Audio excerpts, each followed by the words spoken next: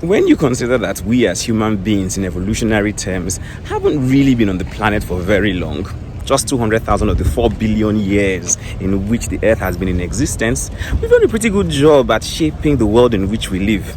And we have our brains to thank for that.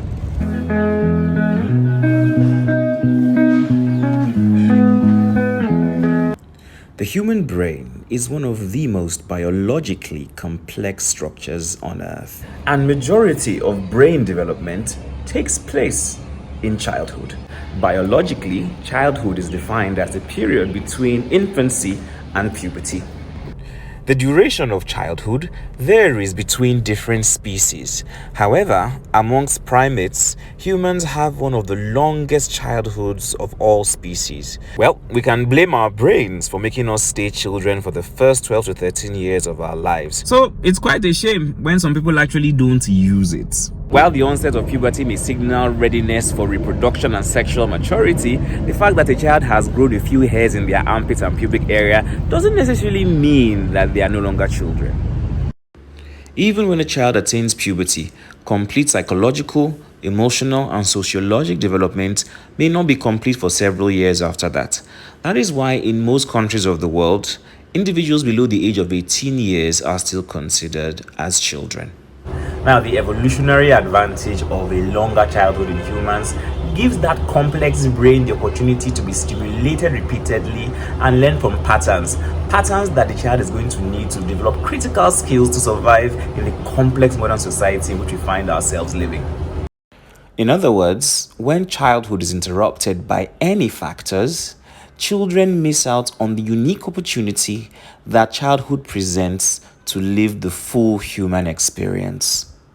Now, when the healthcare system of a country is taken into consideration as one of the measures of its level of development, one of the most important indicators of a robust healthcare system is the under 5 mortality rate. The level of development of a country is indirectly reflected in how well it takes care of its most vulnerable groups. Children are a vulnerable group, but you would be hard-pressed to find a more vulnerable group of children than Nigerian children anywhere in the world. If you're a Nigerian adult watching this, then congratulate yourself because you overcame significant odds to survive beyond your 5th birthday. The chances that a Nigerian child will die before their 5th birthday is very high, according to a 2019 UNICEF report, the highest anywhere in the world.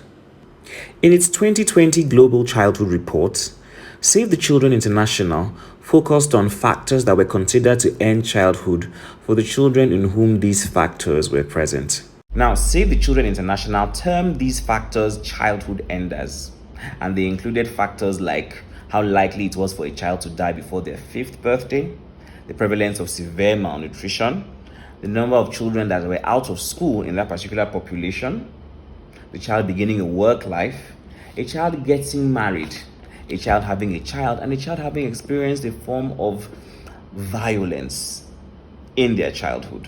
Now, your guess is as good as mine as to what position Nigeria took. And you are wrong. Nigeria did not come last. We were 174 out of 180 countries, and all the countries in the bottom 10 were in sub-Saharan Africa, unfortunately. Now, when it comes to the subject of malnutrition, Nigerian children have actually drawn the short straw. The prevalence of stunting in Nigeria is actually 32% in Nigerian children below the age of 5 years, the second highest anywhere in the world. Now, the truth of the matter is, stunting is just not a height issue, because with stunting, you can be sure that there'll be other micronutrient deficiencies, there'll be an increased risk of death. Those children will have poor academic performances and will have poor productivity even as adults, and this can lead to an 11% drop in the gross domestic product. Staggering. Now, 1/5 of the world's population of children who are out of school live here in Nigeria. The primary school enrollment is 67% for education that's supposed to be free and compulsory. Now, this doesn't sound so bad, but when you consider the fact that in Singapore, not a single child is out of school, it does put things for you in harsh perspective. Now, on the subject of child marriage, Nigeria has the largest number of child brides in Africa. There are currently 23 million girls in Nigeria who are married but are not up to 18 years of age. Now, when it comes to child protection in Nigeria, only 23 of the 36 Nigerian states have adopted the Child's Rights Act of 2003. Where it has been adopted, implementation is inconsistent and a lot of local authorities don't know how to implement these laws. The International Labour Organization estimates that about 47% of Nigerian children are engaged in some form of work or the other, some of them combining it with school. The worst forms of child labor, including sexual exploitation and trafficking, are quite prevalent in Nigeria.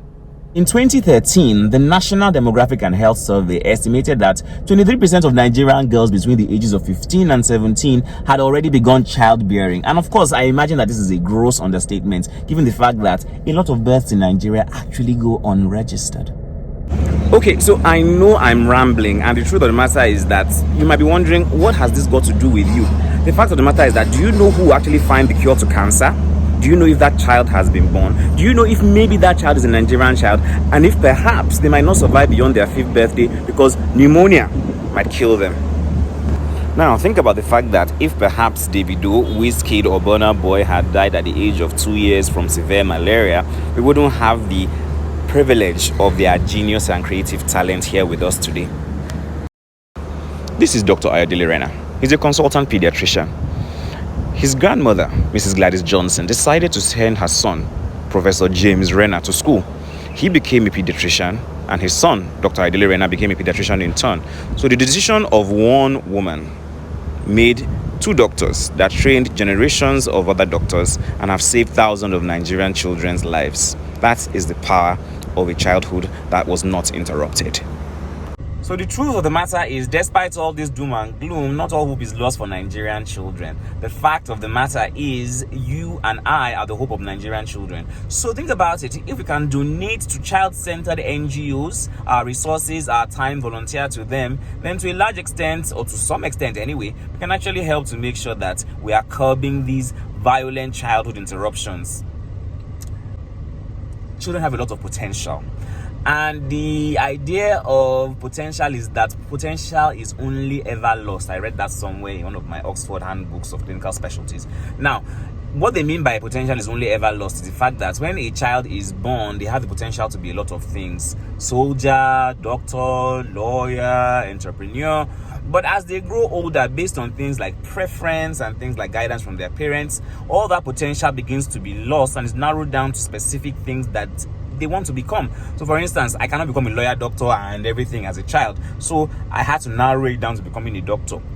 But the idea behind pediatrics, parenting, and what society should be doing is that as potential to be a lot of things is lost and is narrowed down to one particular thing, we should make sure that potential is lost in the least harmful way possible.